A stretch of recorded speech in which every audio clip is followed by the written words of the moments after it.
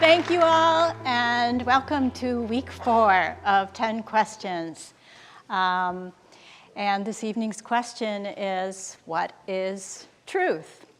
Simple. Before we get started, a few acknowledgments. Just as there's a group of people here in this room, and that we're here together to join in these conversations, it took a group of people to make this happen, and I want to acknowledge those people. Firstly, Anne-Marie Burke and her 2 colleagues, Kylie Kerrigan and Louise Kale. The Centennial Campaign Committee, who have honored us with being a Centennial Marquee event. The School of the Arts and Architecture and Dean Brett Steele. And of course, the Department of World Arts and Cultures Dance here in Kaufman Hall, and the many good people who compose World Arts and Cultures Dance who are working here tonight to make this production happen. So thank you all, and thank you all.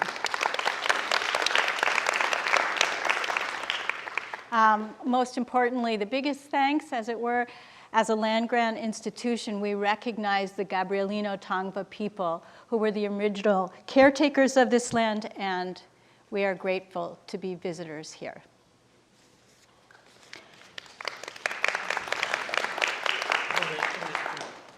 Yeah, acknowledging our history. Before we get started tonight, I wanted to just take a moment to acknowledge, why truth? Why are we asking that question? And that was a laugh, as in, I know why we're asking that question. We are in a moment, a historical moment of tremendous digital information, fast-moving information, social networking platforms combining with news, sometimes difficult to distinguish between the two. And of course, we're in the midst of an impeachment inquiry in which we are looking at notions of fact, evidence, and intention, and trying to learn how to navigate these things. Just a couple of other quick reminders about why truth seems to be on the menu at this moment. It wasn't long ago that Kellyanne Conway talked about the number of people at the inauguration and called responses that she didn't want to honor as truth alternate facts. And Trump said, and just remember, what you're seeing and what you're reading is not what's happening. Also, in terms of climate, we had an opportunity to have Stephanie Pinsettle here with us last week looking at climate justice. On Trump's 5th day in office, information on climate change was removed from the White House website, and scientists at the Environmental Protection Agency, National Park Service, Department of Agriculture, and other federal agencies were ordered to release no further research information without permission. Meanwhile, in response to the allegations against Jeffrey Epstein, Rebecca Solnit, writer, historian, and activist, said, "Truth is whatever the powerful want it to be." Students, you've been thinking about truth in preparation for this evening, and I wanted to share some of what you shared with me and with one another. Truth is the driver of all inquiry. Truth is the ultimate reflection of reality. One alone cannot know truth fully. Truth is the way things actually are. Truth is something we constantly strive to uncover because it shapes our understanding of ourselves and the world around us. I'm honestly not sure if anything can be true. Everyone's realities are so personal. There's no way that everyone can agree on anything. Who is to say that something is right and something is wrong? I think our government is capitalizing on those questions. Sometimes what is true to others won't be true to everyone because not everyone thinks the same or experiences the same thing. In response to some of your comments, I want to have us remember 2 weeks ago when Tyler Burge, a philosopher of knowledge, a philosopher spoke to us about knowledge, he said, he admonished us to think not in terms of different realities, but a shared reality with vastly different perspectives drawn from different histories and experiences. And as I was thinking about this afternoon, why is this important? Because we all inhabit this reality together, and it is the collective and cumulative impact of our actions that we must contend with. Last week, Fumilo Fagbamila reminded us to listen and to tolerate difference and hold complexity. Accepting complex and divergent experience in the face of systems that polarize us and thrust us apart, she reminded us that we can work together. This doesn't mean throwing up our hands to say, well, we all just have different truths, as much as it is honoring different experiences and histories as we work together to live together. Before I introduce this evening's extraordinary guests, who will bring their own disciplinary expertise to bear on the question of truth, I'd actually like to share a poem with you. This poem was read on the National Mall in Washington, D.C. as part of the March for Science on Earth Day, April 22nd, 2017. Jane Hirschfield wrote it on January 25th, the 5th day of Donald Trump's presidency. And on that 5th day, scientists at Badlands National Park in South Dakota began unofficially tweeting factual information that day. And scientists at many governmental agencies and universities began copying research files onto backup servers. Here's the poem. It's called On the Fifth Day by Jane Hirschfield. On the 5th day, the scientists who studied the rivers were forbidden to speak or to study the rivers. The scientists who studied the air were told not to speak of the air, and the ones who worked for the farmers were silenced, and the ones who worked for the bees. Someone from deep in the Badlands began posting facts. The facts were told not to speak and were taken away. The facts, surprised to be taken, were silent. Now it was only the rivers that spoke of the rivers, and only the wind that spoke of its bees, while the unpausing factual buds of the fruit trees continued to move toward their fruit. The silence spoke loudly of silence, and the rivers kept speaking of rivers, of boulders, and air. In gravity, earless and tongueless, the untested rivers kept speaking. Bus drivers, shelf stockers, code writers, machinists, accountants, lab techs, cellists kept speaking. They spoke the 5th day of silence. So, I would like to now introduce our 3 guests who will speak to us of truth. Not in an order of speaking, but if I may, I'm going to introduce them and then we can welcome them together. Vishal Jugdeo is an interdisciplinary artist and professor in UCLA's Department of Art.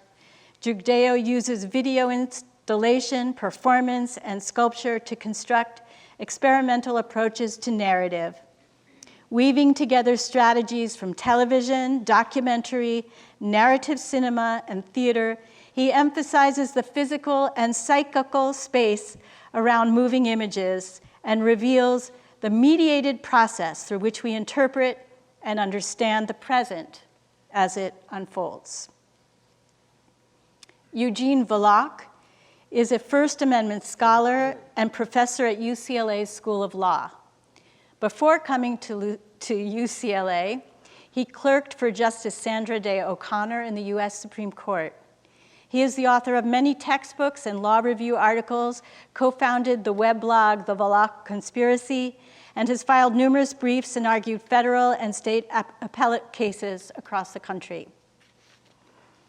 Jason Sexton is a theologian, editor-at-large of Boom, California, and visiting research scholar at UCLA's California Center for Sustainable Communities. He studies internal structural commitments of communities and their members, and how these relate to assumed cultural and theological norms that show up in social and ethical action. His research focuses closely on California and its culture, the prison and its governance structures, contemporary religion, theology, and on convergence points where these subjects intersect. Please join me in welcoming our special guests.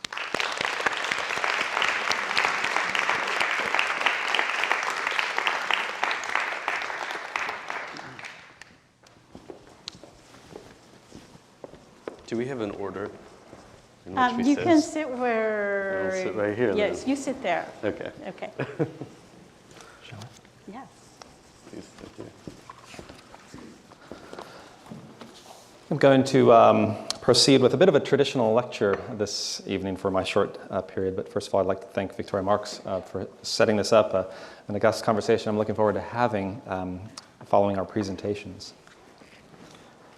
Now, in ordinary life today, you've heard something like, well, that may be true for you, but it's not true for me. Or the reverse, what's true for you, and it's true for me, may not be true for you. Now, that forms of this adage go around highlights that truth is in trouble. And it has been for some time. But since the university is an institution established for the discovery of truth, we ought to be able to say some things about it tonight that are meaningful, I hope.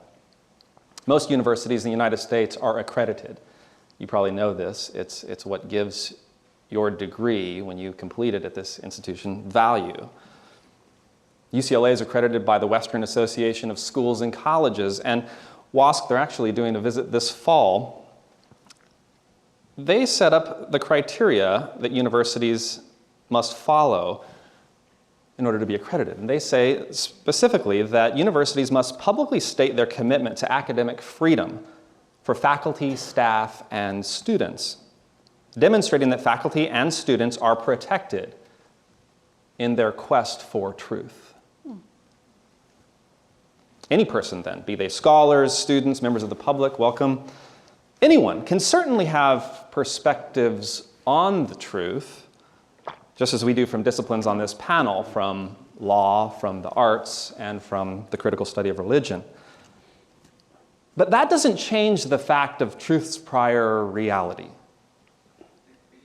Or I'd like to even say the actual cause of reality, which means the cause of everything, including personal consciousness, the cause of being and desire, which are all things that summon us to truth, bidding us in our pursuit.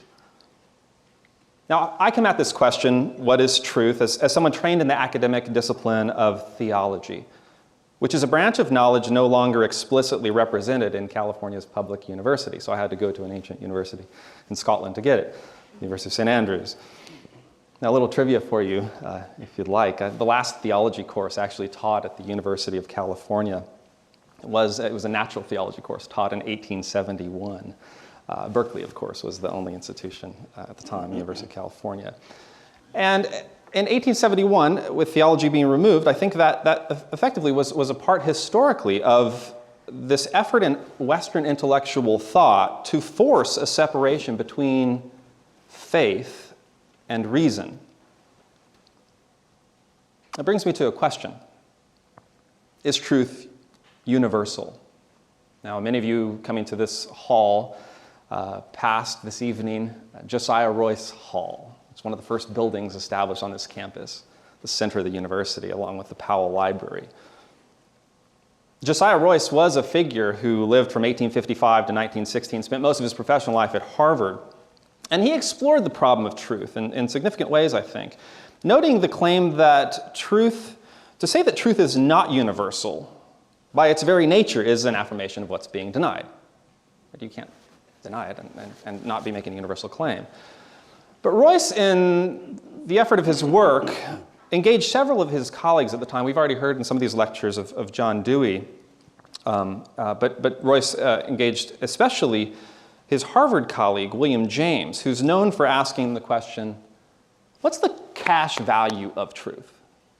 Show me the money, right? What's the cash value of truth? And for William James, the cash value was truth's verifiability. John Dewey, this other figure that Royce was engaging, argued that truth refers to what's expedient or pragmatic. Imagine the courtroom scene, of course. Your Honor, I swear to tell the truth. No. Your Honor, I swear to tell what's expedient and only what's expedient or pragmatic or convenient. Sounds a lot like today. Some leaders today we see. But again, what is truth? What is truth? It's a question that philosophers long before Josiah Royce have been asking for millennia. In the first century, we come to something of an innovative moment where Jesus comes onto the scene with something of an innovative and radical idea, claiming actually to be truth. At the trial before his crucifixion, which was overseen by the governor at the time in the region, Pontius Pilate asks Jesus, "So you're a king?" And Jesus answered, "You say that I'm a king, and for this reason I came into the world, to testify to the truth." And then goes and says something pretty wild. He says, "And everyone who belongs to the truth listens to my voice." After which Pilate says, "I'm done with this guy," blows off the claim. What's truth? And then he gets on with the proceedings. He's done with Jesus. Now, down the halls of history, medieval philosophy noted truth as one of the transcendentals. And the transcendentals, I'm sure you know what these are, right? The three that we know, the transcendentals, what are they? Beauty, goodness, and truth. Beauty, goodness, and truth. And the point with these transcendentals is simply that these are not things that you create. These are not things that you establish by convention. They're much bigger and simply just are. They're to be recognized, for you to cultivate awareness of as we attune our thoughts and beliefs and actions to them. The absence of which, the absence of beauty, goodness, and truth, means decay. And this is an important point, I think, that as such, belief of any kind, or faith of any kind, or the recognition of the good and the beautiful, belief about those things must always bend to truth, and never the other way around. Truth does not bend to belief, no matter how badly you want to make it so. And let me give you just a couple examples. You wish you hadn't spoken harshly to your roommate this morning, but you did. You probably should accept that if you have. Or perhaps you have a religious belief that you start to think may not actually be true. And what about established knowledge referring to a truth of a thing? Say the truth that the earth is flat, or round, or whatever other Copernican idea that needs to shift. Knowing, of course, that the earth moves around the sun, well, whatever else it is we have to learn. Or meaning. Now, in literary studies, and I do represent the humanities, but as a scholar of religion, but in literary studies, a big question about what's the truth of meaning? Does it lie in the author, or does it lie in the reader, or is it somewhere in between with the text? Where is meaning? What's the truth? Now, we could spend an entire class really on the question, what is truth? I'm not sure one's offered here. I suppose each of your classes, in their own ways, are exploring this question, what is truth? But many of you are from religious traditions, or from no religious traditions. Secularism, by the way, is a religious tradition. There's a faculty line at UC Santa Barbara for somebody teaching secularism. But what are you to do about their claims to be true? On the matter of religious truth, it seems these matters, from my perspective, cannot be separated from the university's grasp of knowledge. I mean, does it really matter that religious belief claims may or may not be true or consistent with ultimate truth? I believe it matters greatly, and that we can know this ultimate truth. And let me explain that. Say that you and I both believe a strange thing to be true, a very strange thing, like ice cream is good for us. Although most people think that it's implausible, or if not impossible, at the very least because it's unverifiable by scientific method in a lab or on our terms or whatever, therefore it cannot be true. But what about some other questions about moral knowledge, moral truth? We know a lie is wrong, whether small or large. We know what a great scandal it is to conceal truth through alienation. We sort of isolate groups from it or sort of alienate the knowledge, lock it up in pay-for subscription peer-reviewed journals. Or other forms of deception. We know, as has already been stated tonight, that all knowledge production is tentative and contingent, subject to the order of things remaining relatively similar and the conditions relatively stable. We know that laws do change and often deserve to be challenged or retired. We know that knowledge is updated. It's sometimes proven wrong and always somewhat incomplete. But does its incompleteness make what we know, what we really know? Does its incompleteness make that knowledge untrue? Sometimes. And so we learn to deal with ambiguity, which is both queer and generative.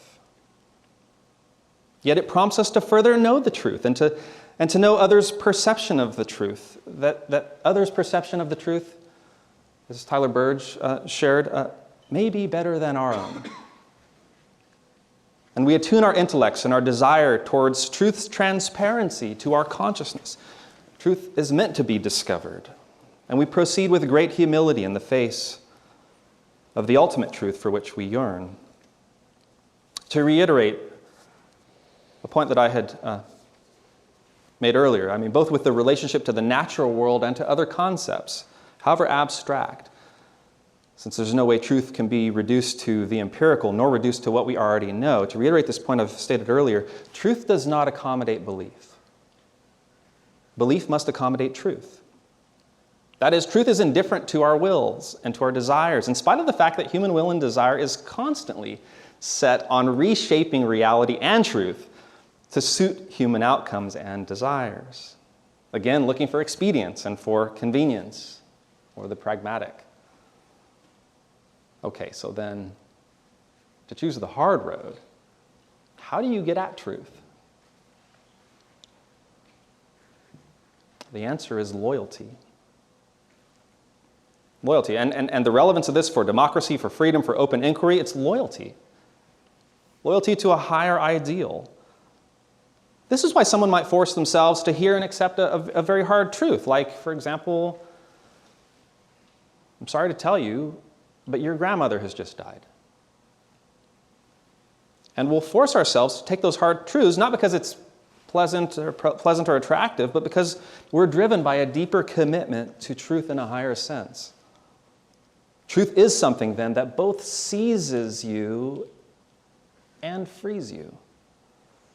But what leads you there? Or what gets you to the truth? The answer, I think, is its prior reality. It has to be stable and discoverable for you to find it, which is the idea here of truth as cause, even as eternal cause, which shows its significance, being able to contain the past and the present and the future as each crumbles around us, fading from view almost as quickly as we see or experience it, which hints in turn toward this higher unity.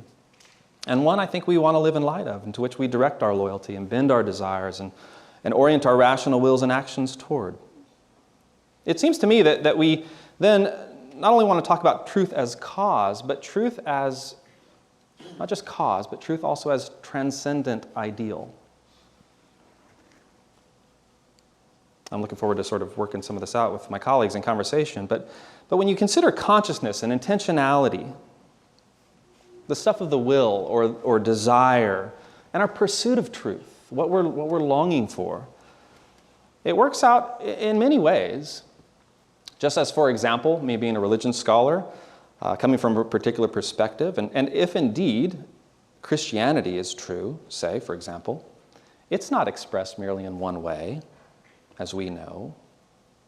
But working with this same tradition, if it is real, if it's not then just transcendent, but it's also got to be grounded. And grounded in the claim in the Christian tradition that God became human in order to bring us as close to ultimate truth as possible. Because it's embodied in a person who shared the same flesh as we do, yet who was equally transcendent at the same time and holding together the ultimate reality that's eternal with that which is also temporal.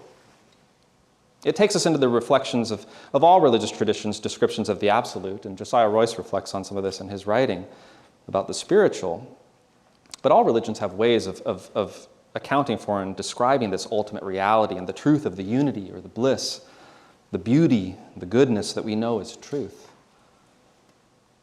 Now, in conclusion, because I am not just a religion scholar, but in particular I'm a theologian of a particular tradition, Protestant evangelical Christian tradition, arguing for the unity of truth as cause and as transcendent ideal, I of course want to acknowledge that I may be wrong about all of these things.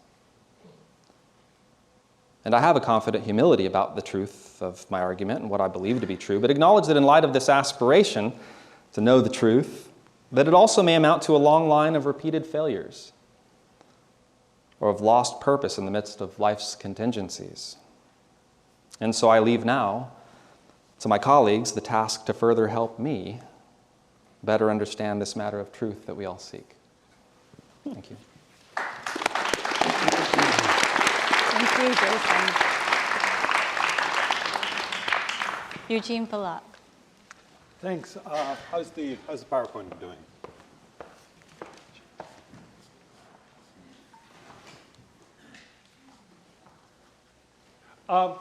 So I was asked to talk about You know this. what, we might, hang on one second. Oh. I think we might want to move into the front row so that we can participate. So I was asked to talk on this program on this subject, but I'm a lawyer. Lawyers are people who don't have the attention span for philosophy. I don't have anything to tell you about what truth is, but the legal system actually spends a lot of time talking about what is the truth of a particular fact, a particular case, what actually happened, who did what to whom. It certainly is interested in truth. We have a short attention span because the legal system has to have a short attention span. We trust the legal system to keep us safe, to find out who the murderers are, who the rapists are, who the robbers are, and lock them up. Or to award damages because of tort, because of fraud. There are other ways of doing it. Traditionally, the way that people have dealt with dangers is by killing other people. Sometimes justified ways, sometimes not. But we don't do that. We have a legal system. And the legal system has to deal with very pedestrian questions such as, did this person actually pull the trigger? And if he did pull the trigger, what was he thinking at the time? Those are questions as to which there is a truth and some conceptual philosophical. It would be very difficult to figure some of them out. But we task the legal system with trying to resolve them. So it's going to be a pedestrian talk in many ways because the law is a pedestrian business. So I'm going to start by talking about how the legal system determines the truth. Just a few things, many of which you've thought about, but maybe some of which you haven't juxtaposed quite the same way. And then I'm going to talk about how the legal system deals with specifically determining which claims are true or false and which should be punished or should lead to liability. Think of a defamation lawsuit, for example. So the first part is think of trials, criminal or civil, for violations of very particular statutes or particular legal rules having to do with, again, murder, rape, and the like. And then the second part, the larger part, is going to be about things like libel claims, fraud claims, and the like. All right, so what is the truth in this case? That's what we ask the courts to figure out. And I mentioned that we deal with it in a very pedestrian way, but it's not utterly lacking in conceptual sophistication. The legal system recognizes that the truth of a particular case may be hard to know. It does not take a stand on whether it is conceptually unknowable, except implicitly that if you're going to lock someone up, presumably you got to think that there's got to be an underlying truth behind at least some of those decisions. But it recognizes that given the limitations of evidence and given the limitations of human decision making, our grasp of the truth may be quite limited. But that doesn't mean that we can just proceed without making decisions. So one of the ways that it talks about it is through something which we call quantum of proof. Burden of proof is who has to prove something. Quantum of proof is by how much. So for example, when you hear about proof beyond a reasonable doubt, maybe that's like 90% plus confidence. That's what it takes to lock someone up, generally speaking. That tries to implement the principle that better that 10 guilty people go free than one innocent person be convicted. Not better that 1 million guilty people go free than one innocent person be convicted. Not better that no innocent person ever be convicted. If you want to have a system in which no innocent person is ever convicted, it's very easy. You don't have a criminal justice system at all, and you never convict anybody. That's the only way of accomplishing that. So you've got to make these kinds of decisions. Sometimes we have something, for example, used in punitive damages in civil cases, or also used if you become a professional and then somebody tries to take away your license because they accuse you of malpractice or some malfeasance or something like that. Clear and convincing evidence, maybe 70% plus confidence. Maybe the theory is better that 3 guilty doctors not have their license pulled and one innocent doctor be deprived of his livelihood. And then there's preponderance of the evidence, which is 50% plus confidence. And what that reflects is the legal system's recognition that a lot of things cannot be known with much certainty. And if we think there's a 60% chance that something is true, we might think that's an adequate basis for shifting money around for compensatory purposes from the defendant to the plaintiff. Maybe not an adequate basis for trying to punish a defendant by forcing the defendant to pay money. And pretty certainly not an adequate basis for locking someone up. Those are the decisions we have to make. By the way, sometimes we make decisions on less than 50% confidence. So if the question is whether you can be searched, or for example, whether a judge should issue a warrant to search you or your property, or to arrest you, although usually arrests don't require warrants, but they do require a probable cause, the thought is, maybe that's not even 50%. The whole point of searches and many arrests, but especially searches, is precisely to figure out if you can prove something beyond a reasonable doubt. So maybe if there's even a quarter chance or a third chance that your property has some evidence on it, then it's okay to search it. So this is how the legal system tries to deal with a lot of these questions. By the way, you may have heard, for example, there's been these disputes about what the right quantum of proof should be required before someone is expelled for alleged sexual misconduct in university. Some people say it should be clear and convincing evidence. Some people say it should be beyond a reasonable doubt. Some people say, the Obama administration, for example, took the view it should be preponderance of the evidence. This is all a question of how you allocate the risk of error, recognizing the truth, even if in the abstract you might say there is an existing truth, the legal system's committed to the notion of that, it also recognizes that it is not always easily knowable. Now, getting at the truth, and again, these are things you've certainly heard of before, but I just want you to start thinking about them with an eye towards this recognition that truth is hard to figure out. One example is in-court testimony, not hearsay. You may have heard of the hearsay rule. Generally speaking, it means that if somebody is accusing me of something, they have to, or if it's a criminal case, the prosecution, and I'm the defendant, prosecution has to bring this person into court. so that this person can speak directly, rather than say, oh, this person told me out of court something. Why? Why would we care if it's in court or hearsay? Maybe hearsay may be a little easier because it could be written down. Certainly easier to get, maybe a little bit more precise because it's written down. One reason is cross-examination. That generally speaking, one thing that our legal system relies on is if somebody's testimony is being asked for, if somebody, and if something is at stake, something significant is at stake, then usually that person has to be there, and the lawyer for the other side asks, well, wait a minute, you say that this happened. Are you sure this happened? You also said something else. How's that consistent? Were you drunk at the time? Do you have maybe a reason to lie about this sort of thing? So cross-examination, that's an important tool for getting at the truth. By no means, nobody thinks it's a perfect tool, but it's an important tool. One consequence, by the way, many people fault our legal system in many situations for putting the witness or the alleged victim, who's often an important witness in a criminal case, on trial. That's an oversimplification. It's a maybe figurative usage. They're not on trial in the sense that they're not being threatened with jail, generally speaking. But it is so in that in order to get at the truth, in order to figure out whether the person is telling the truth or not, we do have a little mini trial within the trial where this person is asked, well, what's going on? By the way, again, just to bring it home to the kinds of things that happen in the university, one controversy is whether, let's say in sexual misconduct proceedings, whether the complainant should be present and cross-examinable by the accused. Now there, in the university, it's not a question of whether you'll go to jail. It's a question of whether you'll be expelled, perhaps, or perhaps in some situations a lesser punishment. And people object to that because they say, well, it makes it less likely people will complain and people may traumatize people. Perfectly fine, but that's one of the questions is how much are we willing to sacrifice in terms of the privacy of complainants, the interest of complainants, and the like in order to try to get at the truth, especially specifically if you're more concerned with false convictions than you are with false acquittals. And then the question is, should you be? So let me just turn to, well, actually, this is worth saying.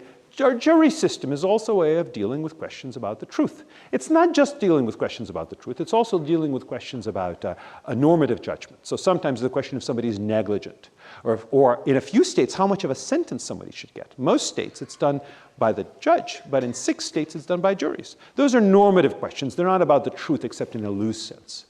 But for fact-finding, we generally rely on juries. We rely on lay people rather than experts. We also rely on group deliberation rather than solo decision. All of these things are challengeable. It may not be the case that the jury system is particularly good at resolving the truth. In fact, in many countries, they don't use the jury system. And in very civilized countries, we seem to reach good results, perhaps more efficiently and more reliably than we do. But these are all attempts, of course, influenced by tradition in many ways and by some normative judgments. These are all attempts to try to come up with a system that is more effective at getting at the truth, given the reality that the truth is often opaque. So let me turn to the last part, which is how does the legal system deal with questions about the claims that something is false? When can you punish false statements? Well, one thing that's worth realizing is it's worth distinguishing reasonable mistakes, errors that routinely are made by people who are being quite reasonable, but just the facts are not known. Is this person guilty or not? Hard to tell. Then there's honest but negligent mistakes. So you're careless, but you're sincere. Then there's lies, things that the speaker knows are false or are likely false. And then finally, worth keeping in mind, for the legal system it's very important, even though truth is often used loosely, or maybe not even loosely, maybe quite precisely when it comes to other disciplines, but not in law, to talk about opinions. The legal system does not use generally the terms true or false to describe opinions. So for example, does life begin at birth or does life begin at conception or at some point in between? You can talk about it, and moral philosophers may talk about it as a matter of moral truth. Our legal system does not take that view. It's a question of opinion, of line drawing. Ultimately, it's a normative judgment. Really, when we say does life begin, it's when do rights begin of a certain sort, and that's a matter of opinion. Reasonable mistakes are generally speaking not punishable. Setting aside commercial matters and maybe private matters, I'm going to actually go quickly through these because I want to get to some of the more juicy stuff later. Unreasonable mistakes, mostly not punishable, but let's just keep this on, just go through this quickly just to see just how complicated some of these rules are. Why I want to turn to outright lies? Because, for example, when people talk about fake news and other such things, they're really talking about what should the legal system do with regard to outright lies. So here, too, the rule is complicated, but perhaps worth a little bit of attention. So in some situations, undoubtedly so. So I mentioned generally when the witness is on trial, they're not actually risking jail. Well, they are if they're proved ultimately beyond a reasonable doubt to have lied in court. That's perjury. So that's clearly punishable, among other things because our legal system needs to do that in order to be able to function to determine truth in other cases. Fraud, if you're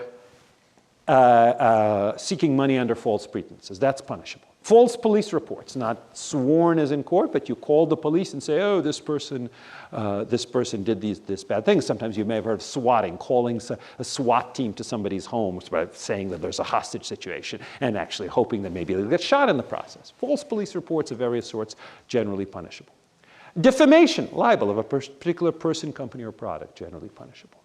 But even lies, it turns out, under our legal system are sometimes protected. That's not a necessary thing. It may be in other countries. I'm not an expert in the law of other countries, but it may be in other countries there are different rules, perfectly plausible.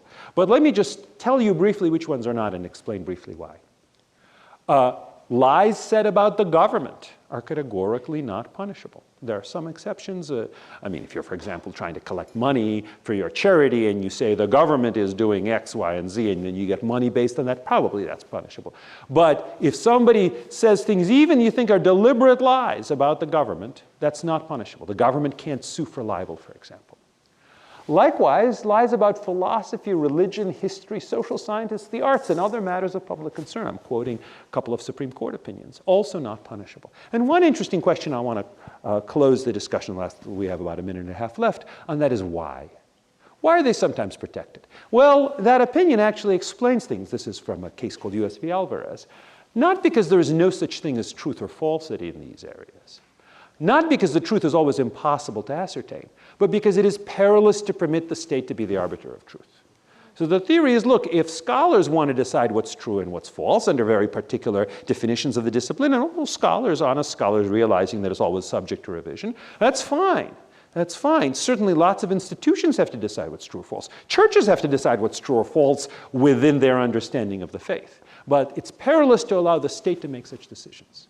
The question is really, how much do we trust? For example, juries, judges, legislators, presidents. So if you think that the government is generally trustworthy, you may think that's a great idea to punish fake news, for example, because after all, fake news are lies that deceive voters, deceive the public. On the other hand, if you don't think those people are trustworthy, or you think they're trustworthy some of the time but not generally enough, then in that case, you might think that it's not worth doing. And I have a few slides, but not much time. It turns out that this controversy about fake news is literally in America 220 years old. The Sedition Act of 1798, you may have heard about, was essentially a fake news law and was defended through the same arguments that many people use to defend attempts at fake news. So let me just close with truth and science.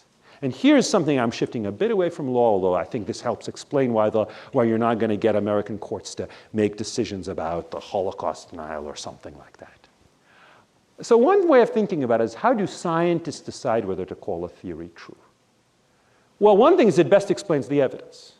But it's not just that. It's that when people have challenged it, their arguments have proved unsound. And as new material appears and people use it to challenge the theory, their arguments continue to prove unsound.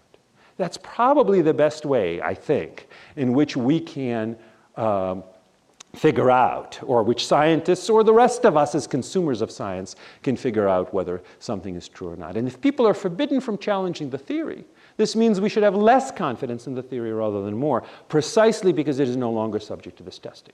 So just to give an example, you think about the most controversial questions. Are there biological differences in intelligence and temperament among the sexes, let's say? On average, not everybody, but on average. What about between racial groups? These are interesting questions. So I want to close with the following statement. That if, let's say you believe there are no such differences because you think scientists have looked at it and have figured out that indeed there don't seem to be any such differences. The way we organize our system where in fact the government can't say, okay, now that scientists have settled on this, therefore it's the law and it's a crime for anybody to say the contrary. That actually should give you more confidence in the theory, precisely because so long as it's constantly challengeable and so long as scientists can continue to review any contrary arguments and continue to have confidence in the theory, you will have more confidence precisely because it's challengeable. On the other hand, if tomorrow Congress said it shall be a crime to challenge this theory, that should actually undermine our confidence in it rather than strengthening it. And that, I think, is the strong reason why the court has taken the view that it has, that indeed by prohibiting challenges to established truth, it actually undermines our ability to get at it. So with that, I close and turn things over. Maybe stay. You might want to sit. I will. I'll screen something. Yeah. Hi. So I think I need the clicker. Oh, I'm sorry. I don't mean to bogart it. That's cool. So I'm going to actually show. I was mentioning this earlier in the workshop, but I ended up spending a large part of the day yesterday digging through old hard drives and finding the very first video that I ever made as an artist, which was from 2001. So I would have been about 21. And I'm going to play just a fragment of it. It's about an 8-minute video.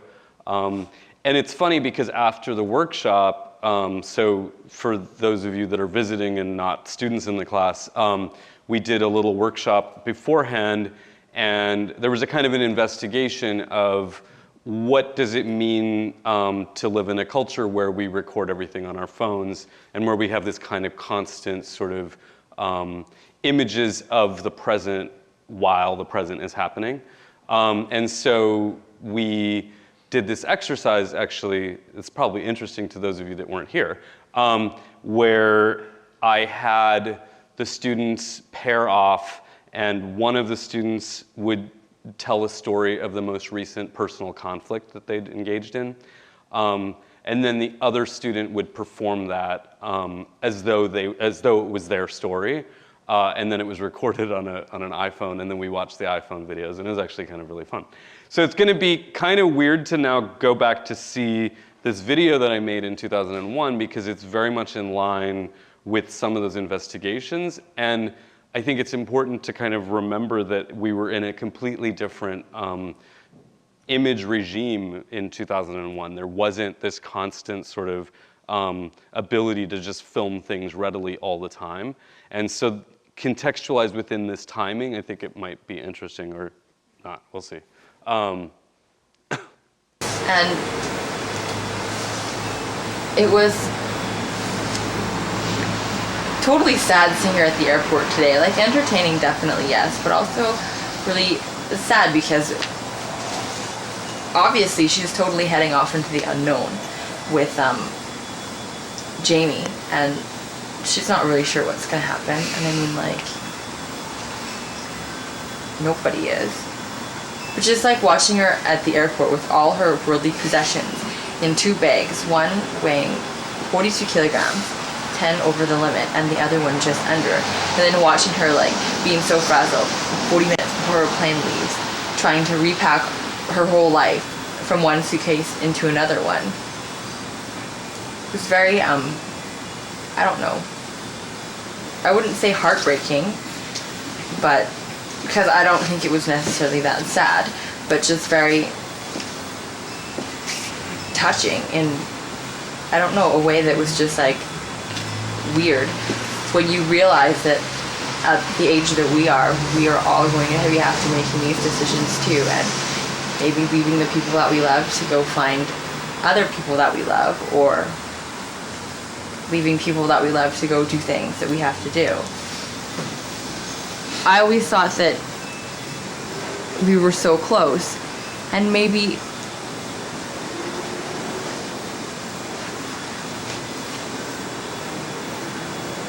one day, like, could end up being together,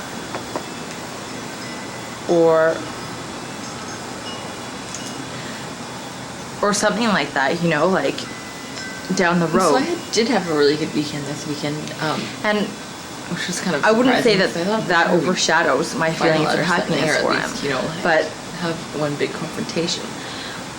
But it kind of feels maybe that I've it also actually like totally turned out to be like a super, super good time, which lost was, a part of him too. Yeah, unexpected, but totally nice. You know, and like that's one unfortunately, side of we me didn't that do any, you know, I'll never know myself. because every single night I was occupied with this really annoying puzzle. But yeah, it was definitely interesting. I mean, like 3 nights and 4 days with Melody and Elaine. It was kind of enlightening, I must say, as to my sisters as individual people. Like, for example, wow, Elaine is definitely a total yuppie, and like the way that she yearns for certain things and certain things to be a certain way, like she aspires to that, actually is quite interesting. So it goes on. It's like a 8-minute video, and it was filmed again. Like this was a different time, so it was filmed on a mini DV camera, and then that footage was had to be transferred into the computer, and then I had to find it on a hard drive, and it was just I was kind of in preparing for this and thinking through my practice and my relationship to imagery. And to how it is that I started working in the video medium. It was kind of interesting to kind of go back and also think about how commonplace images of the everyday are now, almost 20 years later. But when I made this work, this is actually the work that got me into graduate school here at UCLA, where I did my MFA, because we were in a different time. It was a different cultural moment, and there wasn't this kind of notion that people were consistently confessing the mundane truths of their everyday life. That wasn't a part of how we understood culture.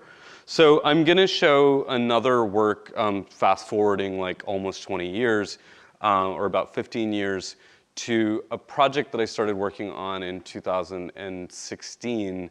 And in the period in between, this was like very much drew from a kind of documentary aesthetic, but I would actually argue that it more drew from a kind of a reality TV aesthetic. This was like at that moment when the confessional, which is really kind of what that is modeled off of, became, and again, I said some of these things earlier today in the workshop, but that became one of the sort of standard modes by which we started to become entertained, right?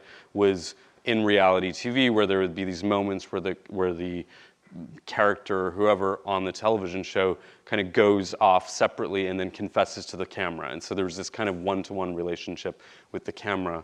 And then over about a 10-year period, I actually started working on scripted videos, and they were very much influenced by like absurdist theater. So in a sense, I went as far away from the truth as possible to these highly, and if you come to I'm going to give a talk for those of you that are in the art department or in the School of Arts and Architecture. I'm going to give a lecture at the Hammer on November 14th, just to plug. And then you can see more examples of my work. But so for about a 10-year period, I actually worked with what was the total opposite of the truth, where I would construct these highly sort of overly exaggerated or absurdist kind of narratives. And then about 5 years ago, I decided that I wanted to return to this kind of idea of images of the truth, and I started working with how fiction and fiction and documentary can kind of live in concert with one another. So about 4 years ago, I traveled to Delhi. I made a couple pieces there, and I was on a research trip, and I was looking to cast actors. And over the course of that trip, I actually became friends with this person named Vikram Aditya Sahai. So we're going to watch a film, and then I'm going to talk more about it. This was shot in 2017.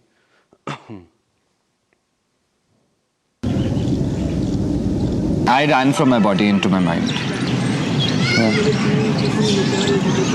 I realized that much later. How do you feel about that now? Learning to inhabit both of them together but it's deep work, and the mind is a very powerful organ. You don't think your body will ever run the show? It runs some show, it throws tantrums. It aches. That feels physical? It aches and it collapses, and there are days when I can't get off the bed, and that's its reminder. The absence of depth is not nothingness. Nothingness is a large and varied experience.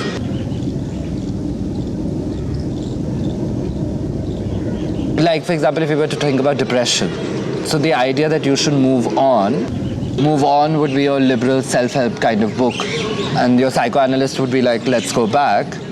I think both forget that we can move to the side, we can move horizontally.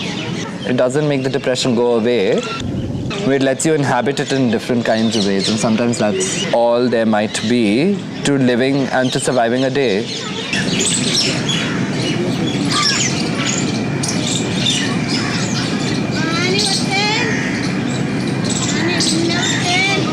It just thinks that lives are transparent, that they can kind of enter and go out. Do you like to think that? No, I don't. I like opacity. I much prefer opacity to transparency. Yeah. Because that's the only real thing. The only thing real about us, the only thing true about us is our opacity. And what we render as candid, as conversation, are ways around it. So when I come across opacity, then I'm like, yes, there's a real person there. Also because so much through this kind of study, reflexive anthropology and reflexive ethnography and other visual practices imagines this kind of, I saw what I saw and therefore it is real. And I've reflected upon my own subject position, but the reflection on the own subject position is to say that by reflecting on this equation of power and emotion and desire, I have rendered for you the field transparent. I have rendered for you everything there is. A scene is always determined by more than one is. You can't see the ghosts of a scene. So I like opacity. I mean, a mirror is a mirror because it's opaque on the other side.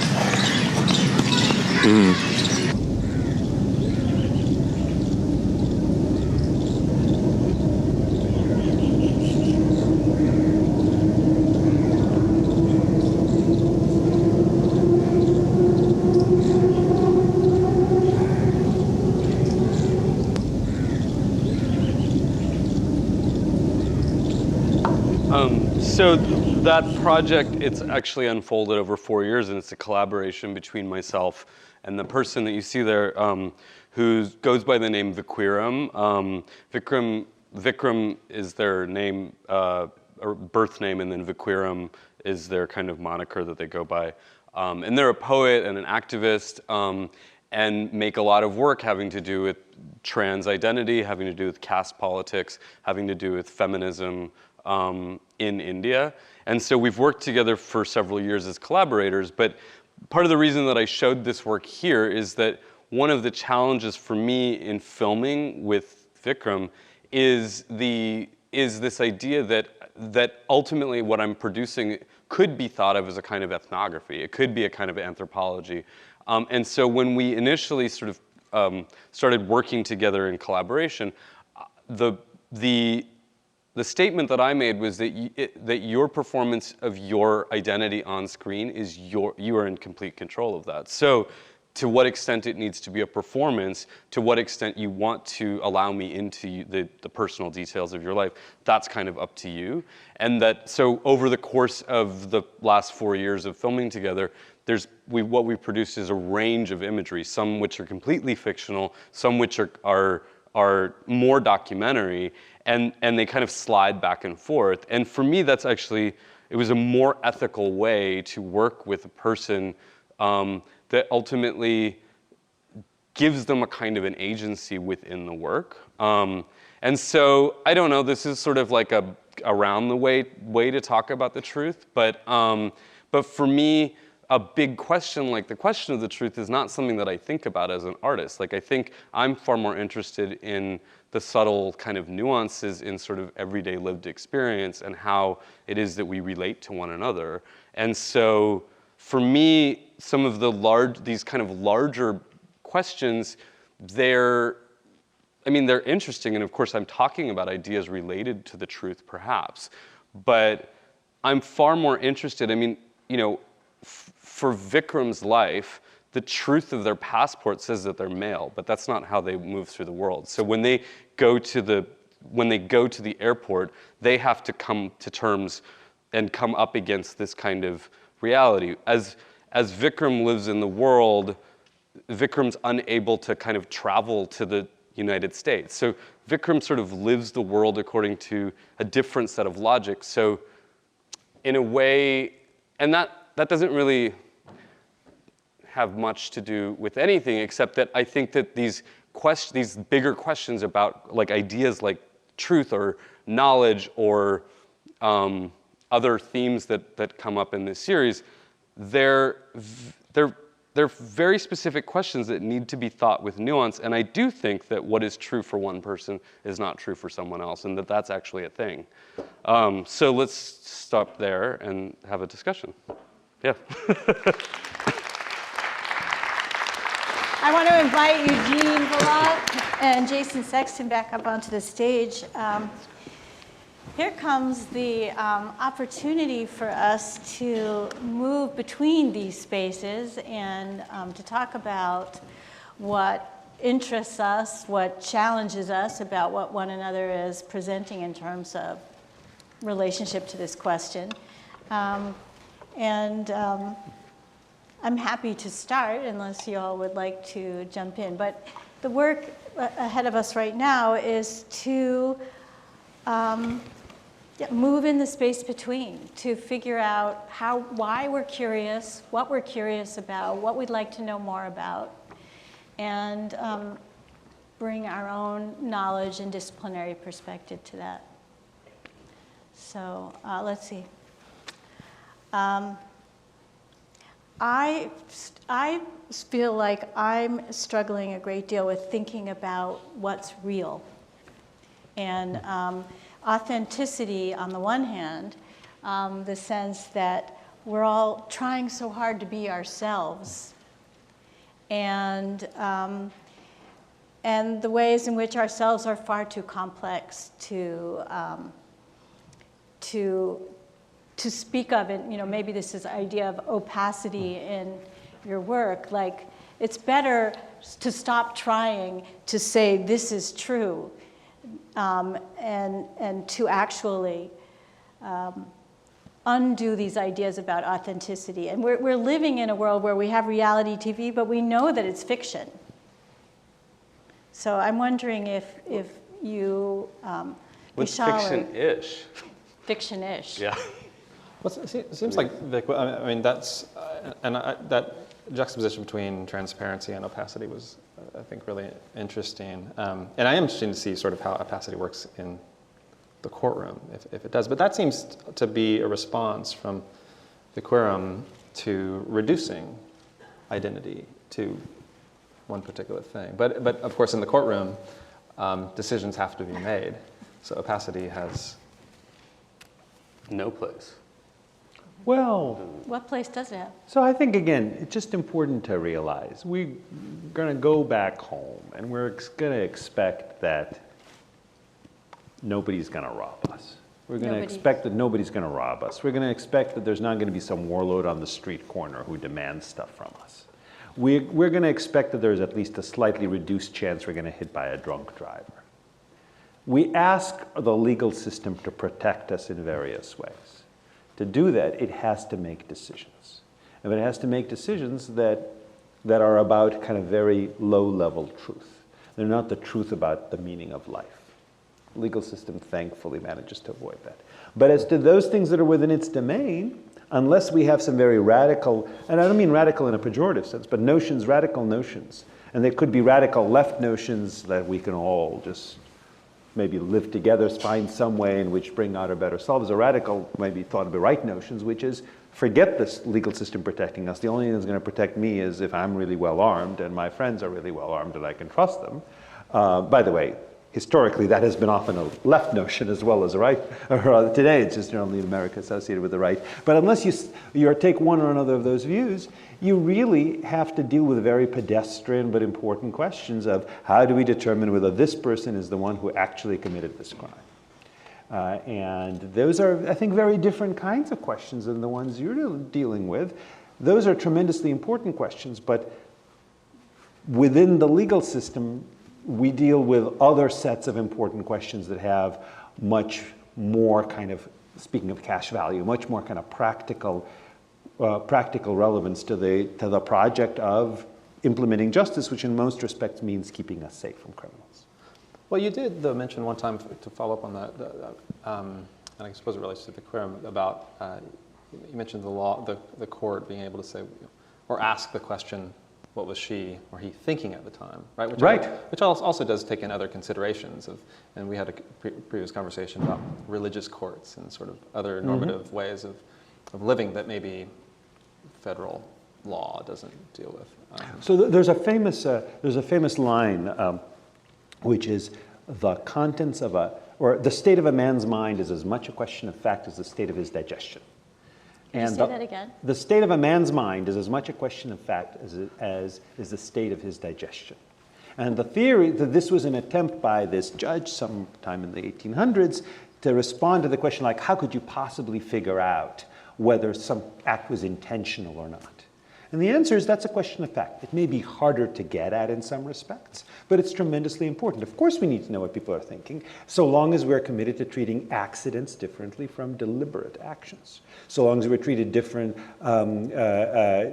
treat murder differently from somebody who just happened to accidentally push something over on someone or something like that. So long as we treat someone stealing differently from somebody picking up like some phone thinking it's his own rather than deliberately stealing. So if our legal system draws that distinction, we have to figure out what's in people's minds, recognizing that that's extra hard. It's hard enough to tell who pulled the trigger. It's harder still to tell what's in his head, but we have to.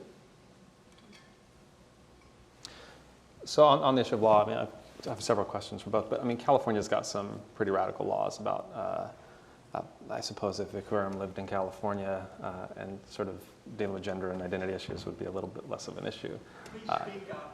Okay. Yeah, I'm just wondering about the question of when does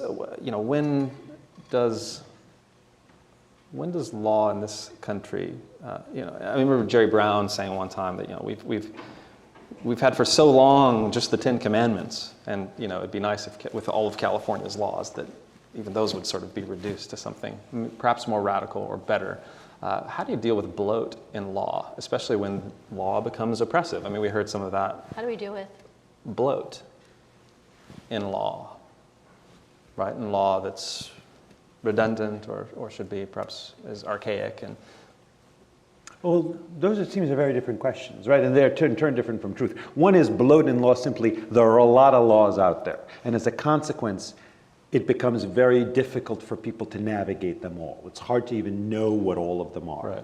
That's true for ordinary people in ordinary lives. It's also true for people in, say, regulated industries where they have to hire lots and lots of people just to do compliance, and the result is higher costs and lower competitiveness.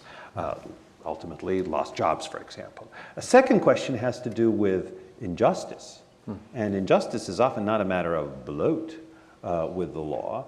Injustice is often a matter, you could have either a law that everybody agrees is a basic law, thou shalt not kill, but it's just unjustly applied, you're locking up the wrong people. Or you could have a law that is actually very simple and traditional, but you think it's an unsound law. And then the third question that you were identifying is what do you do with archaic laws? And usually, some laws indubitably are archaic. Or outmoded. Outmoded, but Wrong. often when people say outmoded, what they mean is they are not in keeping with their sense of what the right approach is, and they're still on the books and still being enforced because other people don't think it's outmoded at all. So those are interesting questions. I'm not sure there are questions about what is truth, except insofar as what is moral truth, like what moral principles should the law reflect. But those are, seems they're very different questions. Let me jump in for a second, because maybe maybe perhaps even similar to your work, we have the ability now in our mediated lives, and I spoke to you a little bit about this before, Eugene, to create, deep fakes, that we can give Nancy Pelosi a drunken voice, or we can have, I don't know who, anyone, say anything. Right. And I understand that it doesn't infringe our First Amendment rights or anybody's First Amendment rights to produce these things. So, we have an election coming up. How are we to know what anybody says anywhere, particularly in our mediated lives? Because we have the ability to manipulate truth. And it's really left then to what? I don't know what is true anymore. And it's really hard to know how to act, or maybe even just how to vote. Right. When you don't know the truth. Can I have the PowerPoints? Because there's actually a PowerPoint I skipped over that is totally apropos of that. Okay, and we're just going to take a moment here, and then I want to make a switch over to you all. And I'd like us to not get too esoteric in this conversation. I think that there are very real, lived concerns about truth right now, and that it's not really apart from these questions that you're bringing up as a social commentator about authenticity and these confessionals and the ways in which media is deliberately playing with our desire for something we think is real and the notion of real. So let's go to your slide, and let's turn our attention to something that feels really concrete to us about the ways in which we are burdened with trying to figure out what to do when we don't know what's true. So I think that's an excellent segue into this slide, because it just shows that everything old is new again, nothing new under the sun. This is actually not that old. That's old, but this is not that old. This is from 2004. Some of you may be familiar with this. It's come to be known as Rathergate, which is a little bit of a joke.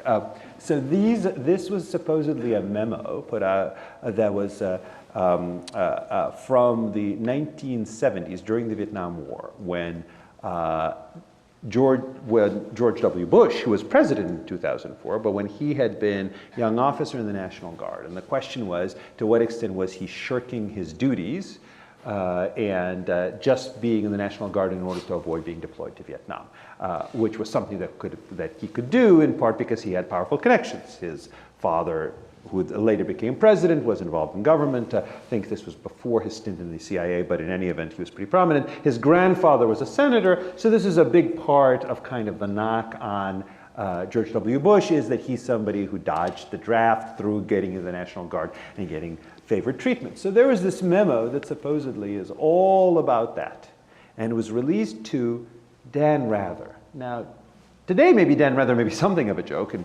precisely because of this, but he used to be huge. He used to be on 60 Minutes, which is a very trusted news show. He used to be an anchor for NBC, I think, in any case, one of the networks, back when networks really counted for something. And he was duped. I mean, I don't think he was the peddler of fake news, but basically, right as this was being aired, people started saying, wait a minute, these memos are fakes. They're not deep fakes. We didn't call them deep fakes. You can call them shallow fakes. But this is a reminder that the problem of forgery has been around. It's been around for a very long time. The Nation of Constantine is one example from the Middle Ages. There are lots and lots of others before and since. But this is an example of where an extraordinarily trusted source found it was duped through something that people pointed out, wait a minute, is this the kind of font you expect on typewriters that are in the National Guard in the 1970s? Turns out that it was that basically there was this famous animation where they compared it, and kind of on a A-B basis where you could really tell, to the fonts used in Microsoft Word at the time. So it's clearly a fake, and the suspicion was that while Rather was not deliberate here, he was duped. First of all, being easily duped is not exactly a great credential in a news anchor, but also he was easily duped because he didn't like Bush, because he supported the Democrats and didn't like the Republicans, and he, as a result, was complicit in the peddling of fake news. So everything old is new again. I don't think that the deep fakes are doing anything that would happen before, and the answer usually is that we want to find trusted intermediaries, but this is a reminder that often the trusted intermediaries have actually not earned our trust, in this case being Rather. So I don't know what to do about this, except I do know that this is actually not some new development as a result of technology. Well, technology also is changing in terms of, who accesses it. This was a fairly, not very many people read this document. But right now, whether it's Facebook, it was on the nightly news. I mean, this was. I mean, it wasn't asked to be read like in the Dan paper. Rather was like us. He was the gullible. He was the gullible, but he was also the one who Pervaded. spread it to the rest of us. Got it. Got it. Where his job was to try to protect us from it. Okay, I'd like to just stick with this. I want to give everybody a chance to talk, but I see that our time is, that's the truth. There is a limit to how much time there is here. I would like to ask you to just take 60 seconds, turn to somebody near you or behind you or in front of you, or as Vishal's theater video told us, beside you, not just in the future or in the past, beside you, and talk about where the heat is for you about truth. Let's get real concrete about how this affects our lives right now, and let's have some questions for these folks. Does that sound good? Say yes. Yes. Okay, good. All right. So I would like to move quickly to an opportunity to have you all move into conversation with our guests. A reminder, we want questions. Please keep them short so that it doesn't become a platform on a subject of your own. We can pass the mic in. Students, we always want to hear from you, so don't be shy. I would like to say, can you hear me? No. All right, let's just leave it turned on. Now can you hear me? No. How about hold it just underneath your mouth? Now, Yes. my question is, in 1978, the reporter, Dan Rather, was fired from his job. There were consequences to that non-truth. In 2019, when someone gives a false statement, there are no consequences. Why? Well done. Well, I'm not sure that's right. For example, the Rolling Stone, when it put out the hoax about the article allegedly the rape at University of Virginia, there was a lawsuit. The writer was a freelancer, but I suspect there were consequences to her career. Now, throughout history, generally speaking, the consequences to politicians, because they don't have a direct boss, generally speaking, have been defeat at the next election, except insofar as the voters are fine with the politician more broadly. But I think if an anchor tomorrow were to even be duped, much less certainly deliberately lie, he'd be fired. If a politician lied in 2004, which is when the Rathergate situation happened, or in the 1970s or whenever else, sometimes they got away with it, sometimes they didn't. There really isn't a lot that's new under the sun, I think. I don't think that somehow there was a former golden age of truth-telling and now we're in this fallen era. I don't think there ever was a golden age. Okay. Other responses or thoughts on this? I see right back there, yeah, a strong hand going up. Maybe there's someone on this side of the space because we have a microphone near you.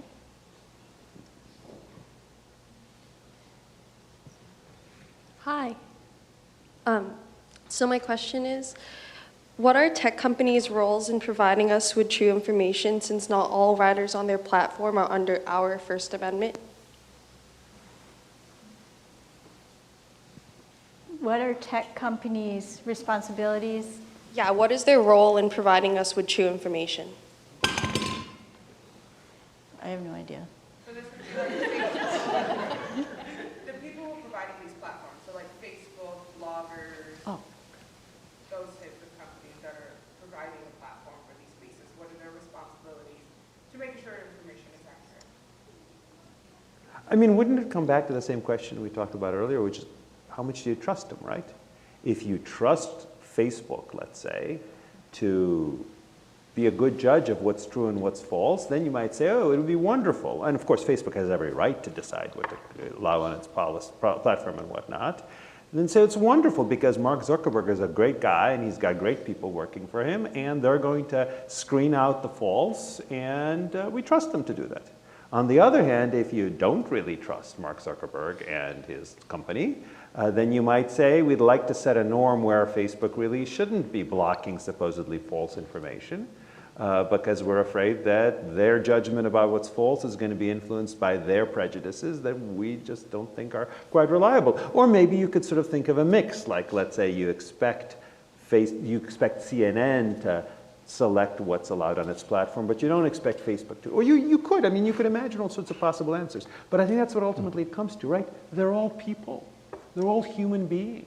And there are institutions full of human beings. And people are sometimes well-intentioned, sometimes ill. Sometimes they're reliable, and sometimes they make huge mistakes, even when they're well-intentioned.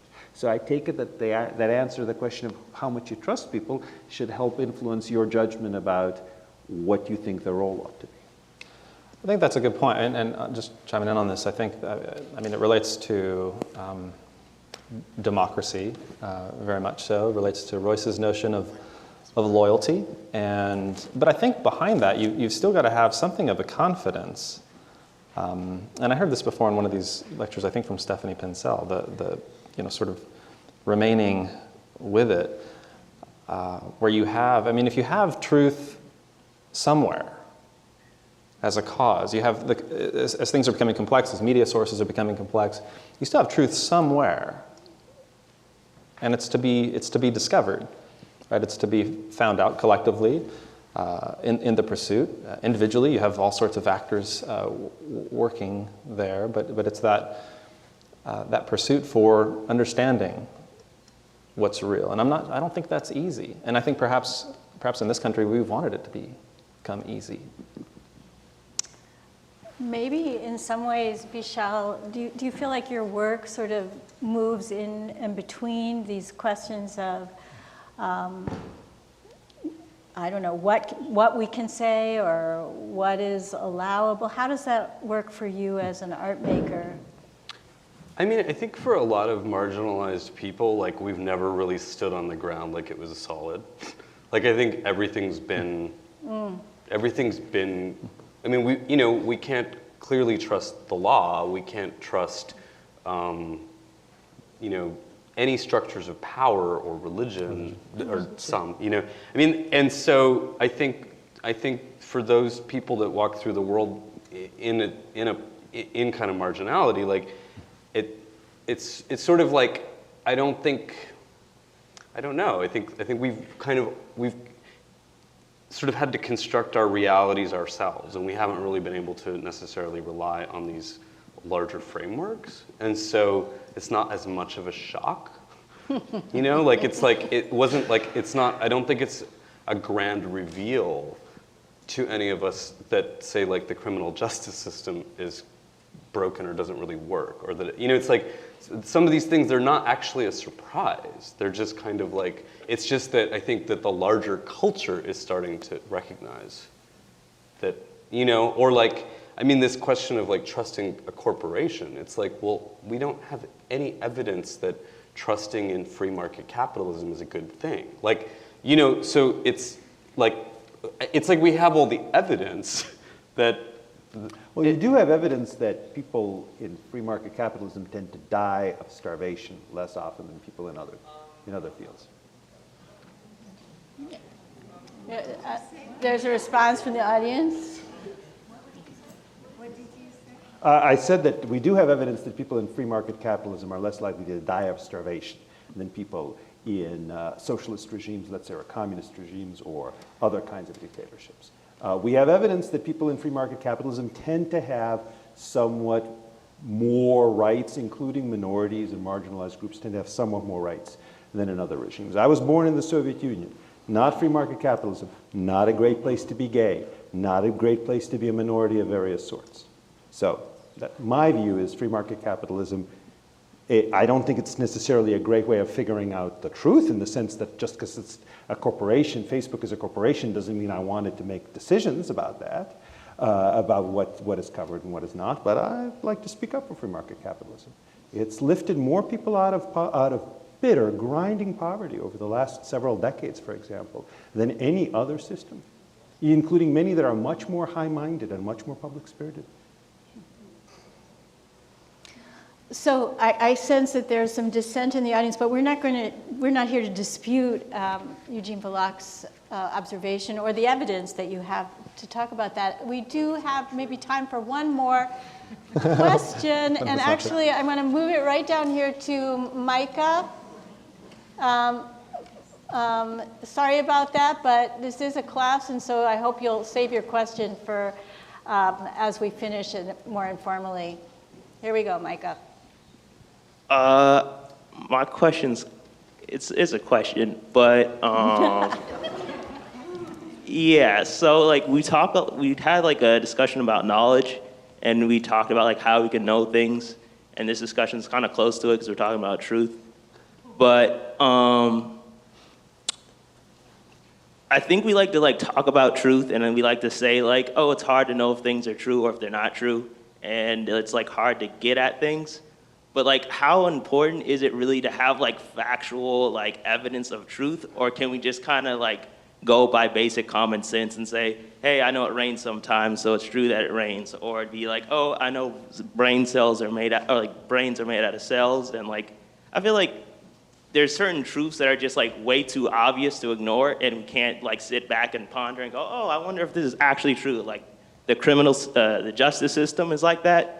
So like, can we as a people kind of figure out where we want to draw the lines on what's true and what's not true? Because we have to get work done, but at the same time, like it is hard to know things for sure. So do you have any ideas about like where we need to land as like a community or a group or as individuals about what we spend our time debating is true or not true, and what do we just continue to learn and kind of trust the physical world? That's a great question. And what I'd like to do, because we're going to need to end, I'd like to invite each of you to make a very short response to Micah's question. But it was a big question. It's a big question. It's a big question. Unfortunately, just as we're not going to answer the question, what is truth tonight, we're not going to solve the problems. We don't need to think about it anymore. So we can just agree to agree. We're not going to do that either tonight. So the quick answers from each of our guests in response to Micah's question. Why can't we just all agree and stop worrying about this? Yeah, that was about it. It sounds like, Micah, if I may, yes. First, it sounds like, Micah, I mean, the question you're asking is one of who can I trust, and so it's a trust issue, right? And sort of that's a culture that's built by what we know of. So of course, if you know it's going to rain, you better bring your umbrella if you're going to be out in the day, and you'll learn that from sources you have. But it seems like the bigger questions do relate to. Insofar as they relate to trust, it's about trusting your community, and perhaps that's your religious community, perhaps that's your intellectual heroes or colleagues and students and others who you're journeying on this life with, right? In the collective pursuit that through a loyal engagement keeps you moving in this journey in a meaningful way to further discovery of the truth, which is the biggest question, I think.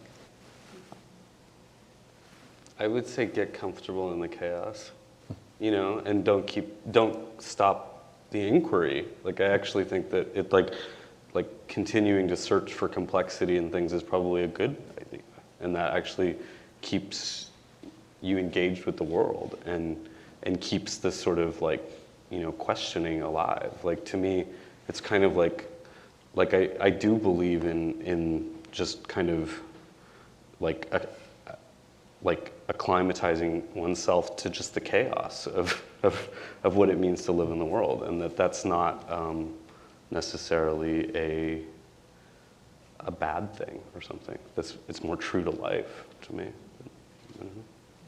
So judges sometimes instruct jurors that when you try to make decisions, like for example, who's telling the truth, like there's no formula for figuring out whether a witness is telling the truth. You trust your common sense being a stand-in for experience. Like, you know, does this person seem to be lying? Do they have any particular incentive to lie?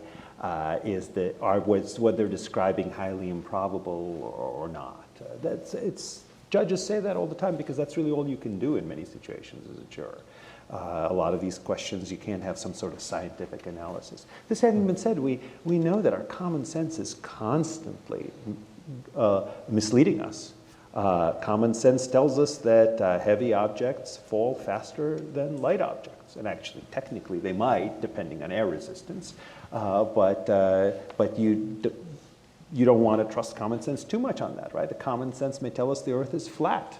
And to the extent our common sense doesn't tell us that anymore, it's just because we've learned a lot from people who didn't trust their common sense. So as scientists, I think, have learned to be very skeptical of common sense because there's so many things that are obviously true that turn out not to be true. So that's why I'm always hesitant when friends of mine say, "Oh, the common sense policy answer to this is this." Well, is it? You know, lots of policies. It was common sense to people that, well, if you ban alcohol, there'd be a lot less crime stemming from alcohol, because we know there is a lot of crime stemming from alcohol. We tried banning alcohol, didn't seem to work very well. So I'm skeptical about common sense, but returning to what you said when I started with, you know, that is what judges tell jurors to do, because at some point the juror can't say, well, let me go to college and let me go to grad school and let me spend all of this time while this trial is pending to try to figure out how to resolve these things, right? You can't. You got to make a decision, and you do it based on your common sense. So that, I think, is a way in which our legal system sometimes just has to come down. Thank you. I think as we continue to court complexity and recognize that these questions are not going to be answered, but it's in the work of attempting to answer them that we thrive. I wish you all a very lovely rest of your evening. Thank you to our guests.